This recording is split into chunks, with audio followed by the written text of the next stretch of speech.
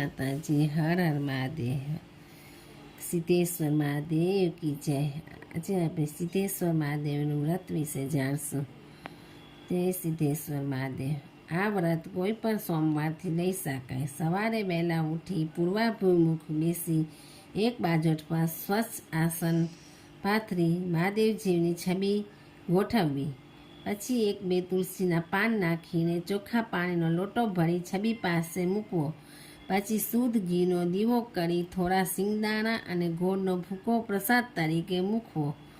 થોડો પ્રસાદ એક બાટકીમાં લઈ લોટા ઉપર મૂકવો. પછી સિદ્ધેશ્વર મહાદેવની કથા વાંચી પછી આરતી ઉતારવી અને પછી બાકીનો પ્રસાદ વહેંચવો અને વધે તો ગાય કે બળદને આપવો. લોટામાં રહેલું પાણી તુલસી ક્યારે કે વડના ઝાડે રેડી દેવું. પૂજા કરેલ તુલસીનું પાન પ્રસાદ તરીકે લઈ એકટાણું કરવું. દર સોમવારે પૂરી શ્રદ્ધા અને ભક્તિથી આ પ્રમાણે કરવું. એકે સોમવાર પાળવો નહીં. અગર સ્ત્રી આ વ્રત કરતી હોય અને રજસ્વલા હોય તો ઘરના કોઈ અન્ય પાસે આ વ્રત કરાવવું અને જ્યાં સુધી મનોકામના પૂર્ણ ન થાય ત્યાં સુધી આ વ્રત કરવું. મનોકામના પૂર્ણ થાય વ્રતનું ઉજવણું કરવું. ઉજવણાની વિધિ ઉપર મુજબ છે. એક નારિયેળ મૂકી પૂજા કરવી.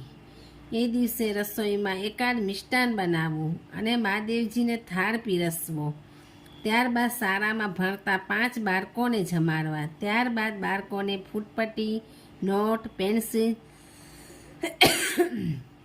કે રબરની ભેટ આપવી. રોકડા પૈસા ના આપવા. રાત્રે જાગરણ કરવું અને મહાદેવજીના સ્તવન, પ્રાર્થના અને ભજન ગાવા. સાચી શ્રદ્ધાથી જો વ્રત કરવામાં આવે તો તે જરૂર ફળે છે અને સર્વ મનોકામના પૂર્ણ થાય છે. હર હર મહાદેવ. જય સિદ્ધેશ્વર મહાદેવ કી જય. જય શ્રી કૃષ્ણ. તમને આવી ધાર્મિક કથા વાર્તાઓ સાંભળવી હોય તો આ મારી ચેનલને લાઈક કરો, શેર કરો અને સબસ્ક્રાઈબ કરો. જય માતાજી. હર હર મહાદેવ.